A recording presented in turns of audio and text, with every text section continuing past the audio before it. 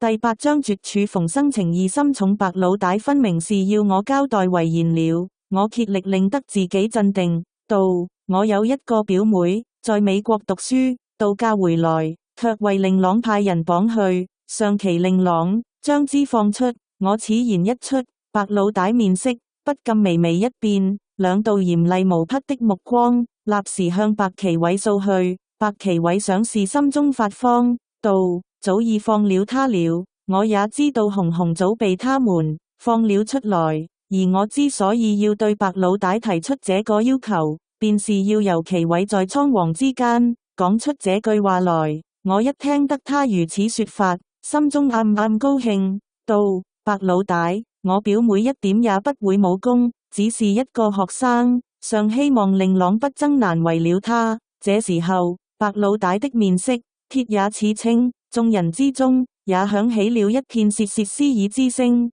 我知道，至少在這件事上，眾人的同情是在我這一邊。好一會，只聽得白老大道：奇偉，這位小姐，若是有什麼差池，我要你的命。白奇偉的態度狼狽之極，他此際心中一定對於剛才的失言感到後悔之極，因為如果他一口否認的話，我也絕無證據可以說那是他們的事。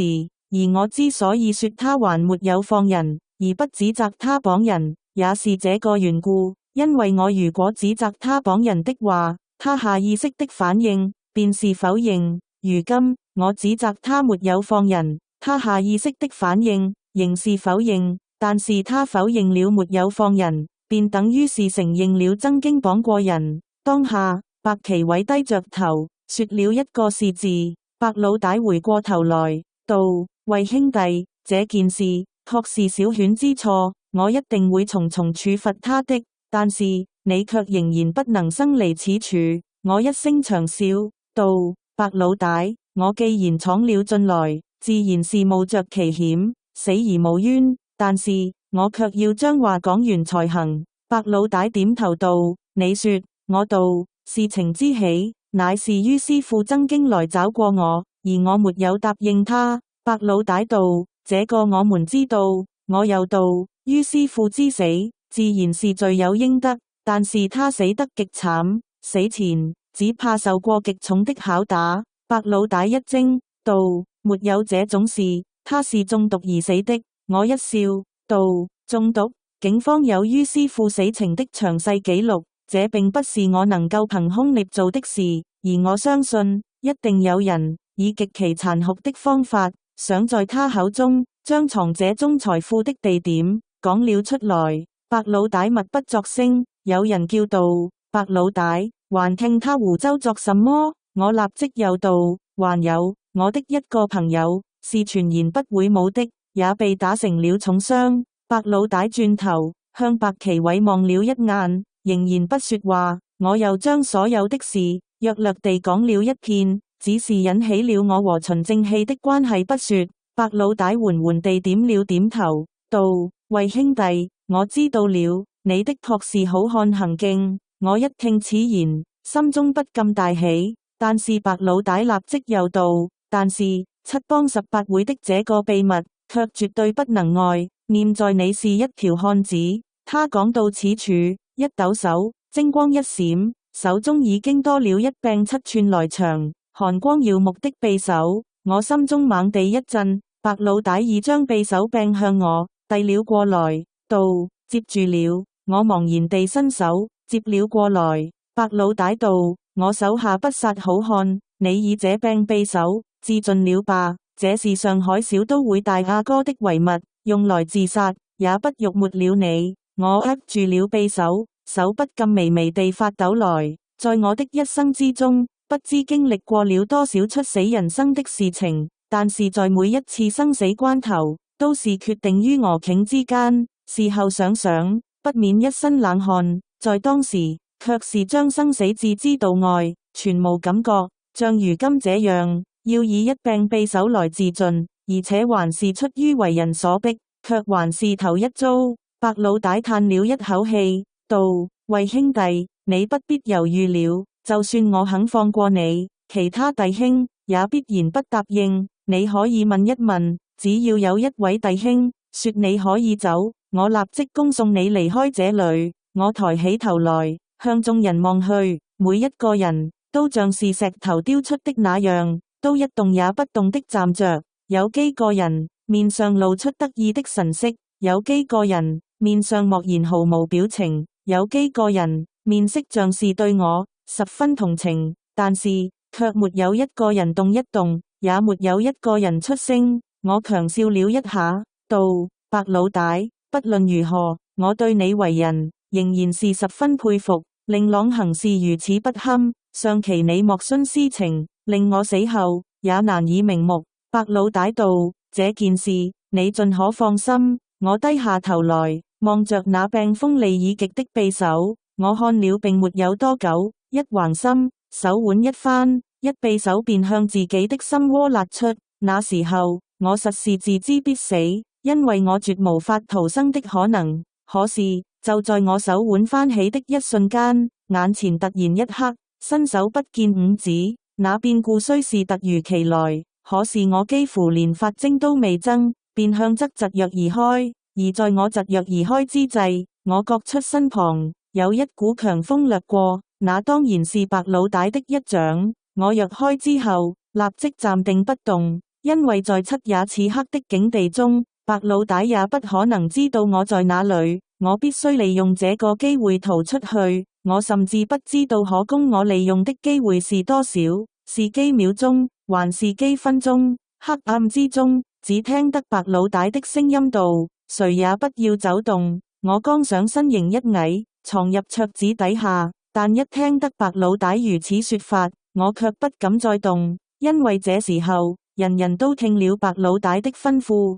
不敢動彈。我只要一動的話，雖然在黑暗之中，白老大一樣看不到我，但是以白老大在中國武術上的造詣而論，我就算再小心，他也必然聽到一點聲息，而他必然可以向我襲擊的。在那幾秒鐘寂靜無比的時間之中，我經歷了一生之中從來也未曾經歷過的焦急。我身上已經汗出如漿，只聽得白老大又道：喂兄弟，想不到你在我們這裏竟然還有內應。白老大的聲音在黑暗中聽來更加莊嚴之極，我屏住了氣息，不敢出聲。白老大說我在這裏有內應，他卻是料錯了。這裏的電燈如何會突然熄滅？我心中也是莫名其妙。白老大的話才一出口，突然在黑暗之中，離我足有2丈開外的地方，響起了我的聲音。那的確是我的聲音，連我自己也分辨不出那聲音和我口中所發的有什麼不同。我當時心中的奇怪實是難以言喻，因為我分明站在這裏，如何我的聲音會在2丈之外響起呢？只聽得我的聲音道：白老大，你猜錯了，我並無內應。我的聲音才講到此處，突然聽得白老大哼地一聲，緊接着轟地一聲，和乒乓之聲不絕於耳。在那剎那間，我明白了，那一定是有一個極善模仿他人聲音的人，模仿了我的聲音，在另一隅發聲。他的目的是在轉移白老大和眾人的注意力，好給我以逃走的機會。在黑暗之中，我沒有法子知道那是什麼人。我懷着對這個不知名的恩人極度感激的心情，根據記憶力，身形一閃，閃到了門旁。我一到門旁，室中因為白老大發掌循聲擊出，已經十分混亂。我的移動也沒有人發覺。我立即打開了門，閃身而出。我剛一出門，便聽得有人叫道：衛斯理走了。我倚住了門，喘了一口氣，四面一看，身形一伏，已經來到了一張梳化的背後，伏了一伏。也就在此際，我又聽得室中我的聲音叫道：聖位的在此。我連忙又閃身而起，到了電梯旁邊，電梯門洽開着，我一閃而入，按動了電鈕，電梯門自動關上。在電梯門將關未關之際，只聽得白老大一聲怒吼，斥道：好畜生！我不知道白老大的這一聲怒斥是什麼意思。事實上，我也根本不可能去追究白老大的怒斥，是什麼意思？因為電梯的門一關上，便已經向上升了上去，沒有多久，電梯一停，門打了開來，我立即閃身而出，只見兩個中年人守在電梯之旁，道：咦，秦兄弟，會散了麼？我道：還沒有，但是我有事，先走一步。那兩個中年人道：可有白老大的命令？我向前踏出了一步，道：有。那兩個中年人一伸手，道：拿來。我又向前走出了一步，雙臂一震，縮地出手。那兩個中年人立即後退時，我已經拿住了他們的密門。那兩個中年人面色一變，道：秦兄弟，這是什麼意思？我向前看去，只見窗戶外面可以看到黑沉沉的海。我立即道：對不起，暫時要委屈你們一下。那兩個中年人厲聲道：你絕逃不開這個島的。我雙手向懷中一帶，將那兩個中年人一齊向我懷中扯出了一步。他們兩人手腕被我拿住，實是沒有掙扎的餘地。被我扯出一步之後，他們兩人一跌，砰地一聲，頭和頭相撞，立時分了過去。我不再耽擱，雙手一重向外掠去，迅即掠出了窗口，就地一滾，滾出了兩三丈，向海灘邊上一直奔了出去。來到了海邊上，我不禁呆住了。海邊上海水茫茫，映着星月微光，並沒有船隻。我若是不離開這個荒島，可以說是必死無疑。既沒有船隻，我只有試一試游水了。我呆了片刻，身形一聳，已從一塊石之上向海中躍了下去。撲通一聲，我沒入了海水之中，又立即浮了起來。也就在這時候，我看到海邊的一個洞中突然有手電筒的光芒閃了一閃，同時聽得一個中年婦女的聲音叫道：是魏先生麼？快過來，向外面游去，你是逃不出去的。我浮在水中，向上看去，只見岸上已有人影閃動。如今我必須面臨抉擇，是聽那個中年婦女的話，向他游過去呢，還是向前游出？向前游出，前面是茫茫大海，就算是能逃脫白老大等人的追蹤，是否能夠游到陸地，也還有疑問。那中年婦人的聲音可能是誘惑我前去的，但也有可能是真正來救我出險的。我只是考慮了極短的時間，我想到了會場的電燈突然熄滅，又有人模仿了我的聲音，轉移了白老大的注意力，使我能逃到了海邊。可知在這裡一定有着同情我的人在，因此我立即向電筒閃耀之處游去。等我游近了那個洞，已經聽得有幾個人跳落水中的聲音。我爬上了洞，只聽得黑暗之中那中年婦人的聲音又傳了過來，道：快進來，快！我向前走去，道：你是什麼人？那中年婦女道：噤聲。他手中的電筒不住地一閃一閃，引着我向前面走去。我竭力想辨清他的模樣，但是卻只能看到他的背影。只見他穿着一套黑色的衫褲，身形佝僂，看來年紀比我想象中還要大。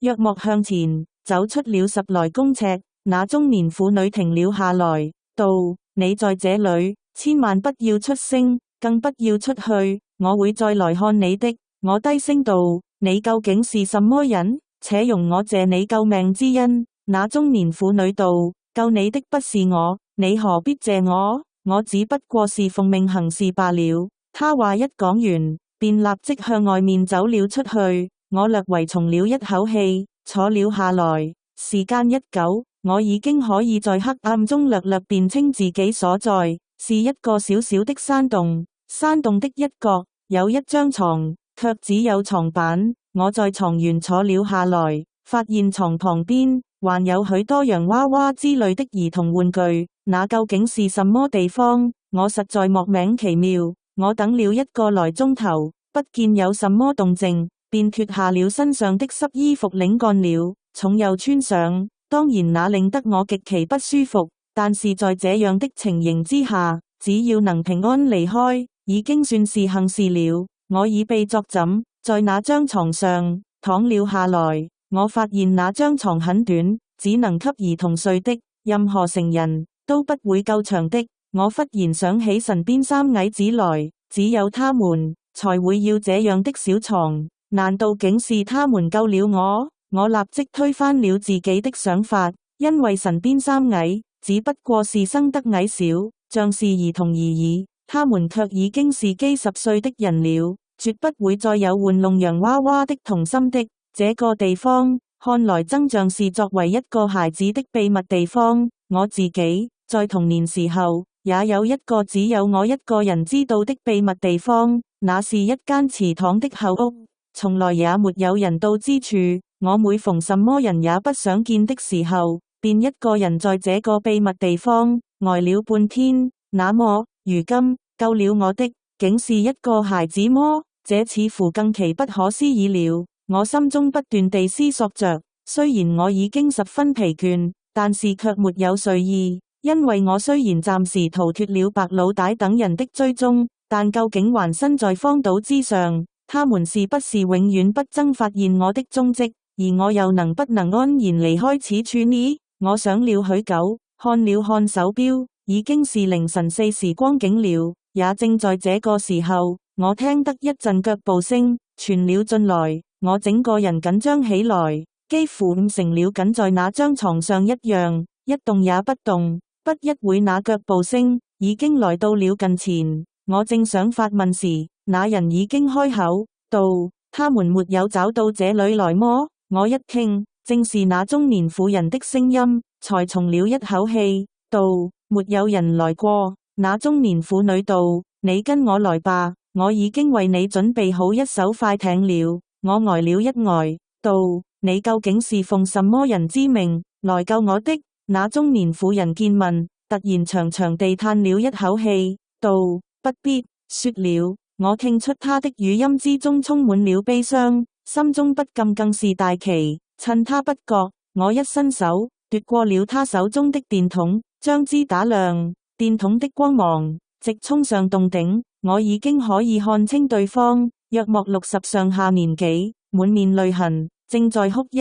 我立即道：大娘，究竟是為了什麼？那中年婦女默默地搖了搖頭，道：別說了。她一伸手按熄了電筒，道：跟我來吧。她一面說，一面便向外走去。我只得跟在她的後面，來到了那洞口子上，向下望去，只見已有一艘快艇泊在洞邊。我向那快艇望了一眼，又轉過頭來，道：大娘，你一定要告訴我，救我的是誰？我要謝他。那中年婦女又嘆了一口氣，道：只怕你已經不能向他道謝了。我吃了一驚，道：為什麼？那中年婦女又流下淚來，道：他問我，你是不是已經脫了險？哎，他自己已到了這等地步，但是卻還念着你。我急得握住了他的手，道：誰？你說的究竟是什麼人啊？那中年婦女抬起頭來，望了我半晌，道：如果你竟想不到救你的是什麼人，那麼真的枉他救你一場了。我呆了半晌，心念電轉，陡地失聲道：難道是他？那中年婦女們望着我，不出聲。我補充了一句，道：是白素，白小姐。我剛才在想那救我的是什麼人之際，陡地想起我的藏身之所，既然是一個孩子的秘密地方，在這個荒島上長大的孩子，除了白奇偉和白素兩人之外，還會有什麼人？而救我的當然不是白奇偉，那就不問可知，一定是白素了。只見那中年婦女點了點頭，我心中不知是什麼滋味，忙道：那麼他如今怎麼樣了？那中年婦女道：你別問了，快走吧。我發急道：不行，你一定得講給我聽。他如今怎樣了？那中年婦女哭得更其哀切，道：可憐的孩子，我從小看着他長大，如今只怕他反倒要比我先離開這個世界了。我一聽得他講出這樣的話來，不由得如同五雷轟頂，呆若木雞。中年婦女抹了抹眼淚，道：你快走吧，不要辜負了他的一番心意。我想了一想，道：我不能走，他為了救我，竟有生命之危。我如果離去，還算是什麼人？你帶我去看他。中年婦女忙道：魏先生，你在胡說些什麼？在我知道了，將我在這樣的險境之中救出來的，竟是白素的時候，我心情的激動，實在是難以言喻。我不是不知道，如果我不趁此機會離去的話，可能永遠沒有機會離開這個荒島了。但是白素生命垂危，我又怎麼能不去看一看她？我並不是易於衝動的人，但卻是極重感情的人。我的決定實已不可改變。當下我道：你放心，白小姐並沒有救錯人，我無論如何一定要去看她，一定要去。那中年婦女呆住了不出聲，好一會才道：魏先生，小姐如果見到了你，她會永遠恨我的。我道：我可以向她說明，不關你的事。我一面說，一面已經一個轉身，又向島上掠去。我只聽得那中年婦女發出了隱隱她一聲長嘆，已經看到前面三條矮小的人影疾閃而至，喝道：什麼人？我立即暫定身形，道：衛斯理，來的三人自然是神邊三矮。他們一聽我報出了姓名，也不禁一呆。我見神邊三矮在猶豫，立即又道：快帶我去見白老大。神邊三矮齊聲道：你在弄些什麼花樣？我冷笑一聲，道：我本來已可從容離去，如今又來自投羅網，還有什麼花樣可弄？快帶我去。神邊三矮道：請你走在前面。那時候我心中除了想要見到白素之外，實是沒有其他的願望，而且我也根本沒有心神去想到害怕兩個字。我一聽得神邊三矮叫我歸在前面，便立即昂首大步向前走去。只走出了兩三丈，前面迎面而來的人已越來越多，個個見了我，面上皆露出了訝異的神色。我連看都不向他們看一眼，只是向前走去。不一會，已進了山洞，來到了電梯之前。等電梯升了上來，神邊三矮和我一齊走了進去。一進電梯，神邊三矮各自站在電梯的一角，用心戒備。我向他們望了一眼，道：你們放心，我絕不會與你們動手的。三人互望了一眼，道：我們只當你已經逃走了，卻不料你又自己走了回來。我心中一動，道：你們怎麼知道我已逃走的？神邊三矮道：白小姐說的，她說她已作了安排，你早已離開這裏了。我心頭一陣難過，道：如今她怎麼樣了？神邊三矮面上閃過了一片黯然的神色，接着又各自惡狠狠地瞪了我一眼，大聲道：你還好意思問起他麼？我知道白素平時極得人心，這些人見了我，心中一定恨極。我也不再出聲。不一會，電梯的門打開，神邊三矮擁着我走出電梯。一出電梯，便是那個大廳。只見七幫18會的頭子，除了白老大之外，個個都在，但人人皆是一聲不出，面色沉重，默然而坐。一見我進來，人人向我望了過來，有幾個伏地站起。神邊三矮走前一步，道：他要見白老大，待白老大來了再說。我傲然地向前走出，在一張梳化之上坐了下來。只聽得有人道：這小子不將他殺魚，也難渣門心頭之恨。那人的聲音雖然不高，但是語意卻是堅決之極。我這時根本已將生死置之度外，聽了也根本不覺得什麼害怕。神邊三矮離了開去，不一會，便聽得一陣十分沉重的腳步聲傳了過來。我立即轉過頭來，只見白老大背負雙手，面色鐵青，一步一步正向我走了過來。我等他來到了近前，便站了起來。這時候大廳之中實是靜到了極點。白老大來到了我的面前兩三步處，方始停了下來。我和他分手，只不過一夜。如今，他面色鐵青，威嚴無匹，但是我卻也看到了他雙眼浮腫。在這一夜之吻，老態有情。他望着我，我也望着他。好一會，他坐了下來，道：你也坐下。我依然坐下。有人叫道：白老大，還等什麼？白老大卻揮了揮手。我頓了一頓，道：白老大。但是我只叫了一聲，白老大卻一聲咳嗽，打斷了我的話頭，道：其位可能和毒販有勾結，我已將他扣起來了。你明知逃不脫，又回到此處，可知你不失為一條漢子。那21塊鋼板，你交出來吧。我一聽得白老大如此說法，不由得抖地一呆，但是我卻不立即辯白，只是一聲長笑，道：白老大，你以為我是逃不脫才回來的？這可了錯了。我如果不回來，你們絕找不到我。白老大沉聲道：那你回來作甚？我嘆了一口氣，道：白老大，我在立即可以逃離荒島之際，得知救了我的，竟是令媛。我要見他一面，所以才回來的。白老大抬頭向上，半晌不語。我看到他眼中似是十分潤濕。好一會，他並不低下頭來，道：你要見他作什麼？我強笑一下，道：聽說他因我受了傷，實是難以就此離去，棄他不顧，所以非回來見他不可。我在講那幾句話的時候，因為心情激動，講得極其慷慨激昂。本來大廳中所有望着我的人，面上都大有怒容，但是我這幾句話一出口之後，大多數人面上已經悚然動容，換上了敬佩的神色。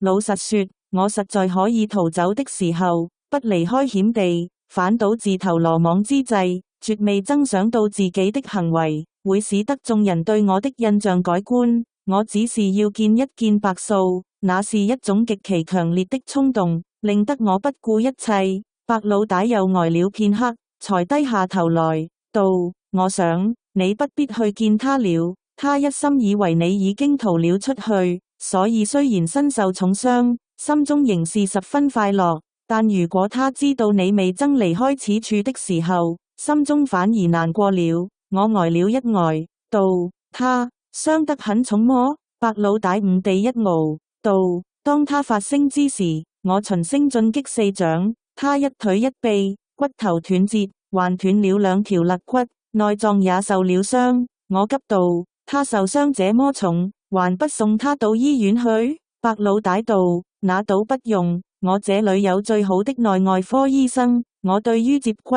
更是在行。我嘆了一口氣，道：我知道他傷勢無礙，心中也寬慰些。他見了我或則會傷心，但是只讓我見他一見可行麼？白老大想了片刻，道：可以。宋兄弟，你帶位朋友去。飛虎幫的宋堅答應一聲，便站了起來，帶着我從一扇門走了出去。我剛一走出門，便聽得大廳之中人聲嘈雜，想是眾人在商議如何對付我。我們經過了一條走廊，來到了一扇門旁，只見那個叫我進山洞，又叫我逃走的中年婦女，從門中走了出來。他望了我一眼，宋堅道：大娘，老大吩咐讓這位兄弟看一看小姐。中年婦女嘆了一口氣，將門推開了寸許。我從門縫中向裏面望去，只見那是一間非常整潔的房間，正中一張床上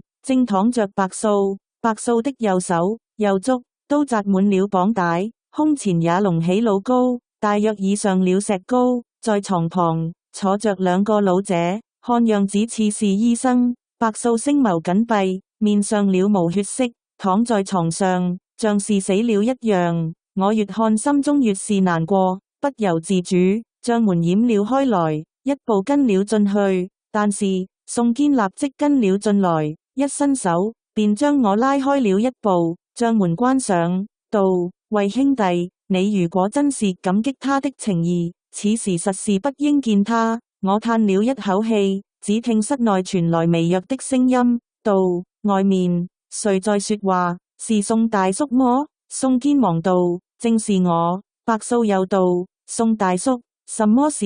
宋堅連忙向我使了一個眼色，我心中會意，向旁退開。宋堅打開了門，走了進去，故意將門開着，道：各幫弟兄，託我來看看你的傷勢。我悄悄地從門縫中望進去，只見白素的眼睛微微地張了開來，眼中一點神采也沒有，道：我覺得好多了，他可是已逃出去了？宋堅呆了片刻，點頭道：是。我見白素在這樣的關頭，仍是念念不忘我的安危，心中一陣發酸，不禁落下淚來。我真想立即衝了進去，俯伏在他的床前，但是我知道我一進去，白素見他費盡心血，我仍然未能逃脱，一定會急昏過去，令得他傷勢加劇，可能因此鑄成難以彌補的大恨。只聽白素道：宋大叔，你別騙我。宋堅轉過身來，面正向着我，我看到他的面色十分痛苦。當然，他是一條響當當的好漢，絕不會說半句謊話的。但是這時候他卻不得不說謊了。只聽得他說道：你放心，他已經安全了。白素長長地嘆了一口氣，道：宋大叔，爹準備將他怎麼樣？宋堅默然不語。白素又道：宋大叔，你最痛我，你可能答應我一件事？宋堅道：你說什麼事？白素喘了幾口氣，他身旁的兩個老者皺了皺眉頭，道：不要再說話了。白素道：不，讓我把這句話講完。宋大叔，你可能設法通知他，叫他立即遠走高飛。宋堅呆了好一會，才道：我一定盡力而為。白素籲了一口氣，又閉上了眼睛。一個醫生立即為他按脈，另一個揮手令宋堅出去。宋堅悄悄地退了出來，一言不發，向前走去。我跟在他的後面，在我們將進大廳之際，他突然停住，伸手在我的肩頭上拍了一拍，沉聲道：喂兄弟，可惜我們相見太遲，又是在這樣的場之下相識。我道：宋大哥，你的為人，我心儀已久了。宋堅道：喂兄弟，你只要將那21塊鋼板，連同循正氣的那一塊，交了出來，我以性命擔保你不會再與七幫18會作對，保你平安離開此處。我心中對宋堅實是感激之極。試想，我和宋堅相識不過半日，他只不過根據了我自動回來這件事，看出了我的一點長處，便自與我肝膽相照，肯以性命擔保我不再生事，這是如何難能可貴的友誼。但同時，我心中卻也不禁吃驚。我忙道：宋大哥，桌上那21塊鋼板不見了麼？宋堅面色一沉，道：喂兄弟，你這樣問法，未免太瞧不起老哥了。我道：宋大哥，你既然敢以性命擔保我不再與七幫18會作對，自然應該相信我並未曾將那21塊鋼板取去。宋堅的面上微露不信之色，但是他不信的神色卻一閃即逝，立即又變得十分剛毅，道：好，